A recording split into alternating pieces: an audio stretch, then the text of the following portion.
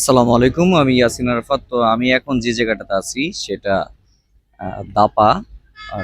এই দাপার এইখান থেকে আপনার যদি আমি এই পাশ আসি তাহলে এই পাশটা হবে আপনার যেটা পঞ্চবটির দিকে রাস্তাটা গেছে এই রাস্তাটা। আর আমি যদি আমার এই পাশটাতে খাই তাহলে এই রাস্তাটা গেছে আপনার আলীগঞ্জের দিকে রাস্তাটা গেছে, যেটা পাগলা গেছে এই পাশে। তা আমার কথাটা হচ্ছে যে এইখানে যে দীর্ঘদিন যাবৎ এই রাস্তাটা কিন্তু আজকে থেকে ভাঙা না, প্রায় অনেক আগে থেকে এই রাস্তাটা ভাঙা।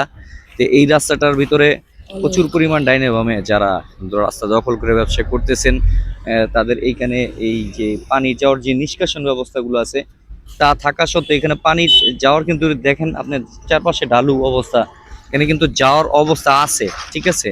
তো কিন্তু এই জায়গার ভিতরে দেখেন আপনি খেয়াল করে এই রাস্তাটা কেন ভেঙে যাচ্ছে সেটা তো আমার মাথায় আসে না। কারণ এই যে এইখানে আমি যেখান দিয়ে আসলাম কিছুক্ষণ আগে, এখানে আমি ভিডিও ফুটেজ নিলাম, এইখান থেকে আমার অটোতে আমি যে ক্যামেরাটা ধরে রাখছি সেটা যে পরিমাণ ঝাঁকি খাইছে সেটা বলার বাইরে।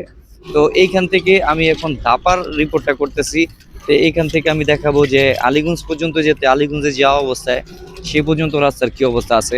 তো এই রাস্তাটা কিন্তু ঢাকা এবং নারায়ণগঞ্জের একটা ডিএনডি, এটা হাইওয়ে প্রজেক্ট। এই একটা হাইওয়ের অবস্থা যদি এরকম হয় যে আমার সামনে যেরকম দেখাচ্ছি, আপনি যে এরকম দেখতে পাচ্ছেন এইখানেই ভাঙ্গাটা আমার পিছনে, তো একটা ডিএনডি প্রজেক্টের রাস্তা যদি মানে হাইওয়ে রাস্তার যদি এই অবস্থা হয় তাহলে তো এইটা কাম্যযোগ্য নয়। তারই পাশে দেখতেছেন আমার এই পাশে আমার পিছনে এই যেটা পদ্মা সেতুর উপরে যে রেল যাচ্ছে সেই রেলের যেই ফ্লাইওভারটা, এই যেটা এক্সক্লিভেটর ওয়ে বলি আমরা, এই এক্সক্লিভেটর ওয়ের নিচে আমি দাঁড়িয়ে এই রিপোর্টটা করতেছি। তো এই এলাকাটা হচ্ছে দাপা, এটা হচ্ছে নারায়ণ এই আপনার পঞ্চবটি এবং যেই আলীগঞ্জের যে মাঝখানে যে জায়গাটা সেই জায়গাটার কথাটা আমি বলতেছি। তো এই রাস্তাটার ব্যাপারে আমি চাইবো যে প্রশাসন বা আমাদের নারায়ণগঞ্জের যারা আছেন যে এই রাস্তার দায়িত্বে, তাদের অবশ্যই চোখটা এখানে পড়ুক। কারণ এই রাস্তাটা বৃষ্টি আসলে তখন এই রাস্তার অবস্থা খুব খারাপ অবস্থা হয়ে যায় এবং ধুলাবালুতে মানুষের অবস্থা একদম জনজীবন অতিষ্ঠ হয়ে যায়।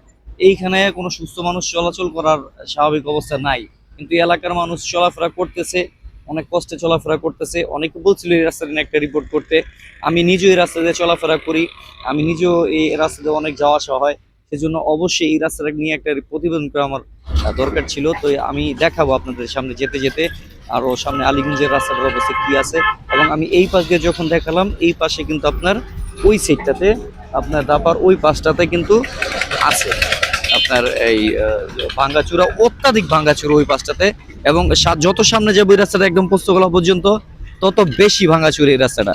তো যারা এই রাস্তার রিপোর্টটা আমি জানি আপনাদের চোখে পড়তে পারে, তো আপনারা যদি দেখেন অবশ্যই এই রাস্তার ব্যাপারে একটা পদক্ষেপ নেবেন।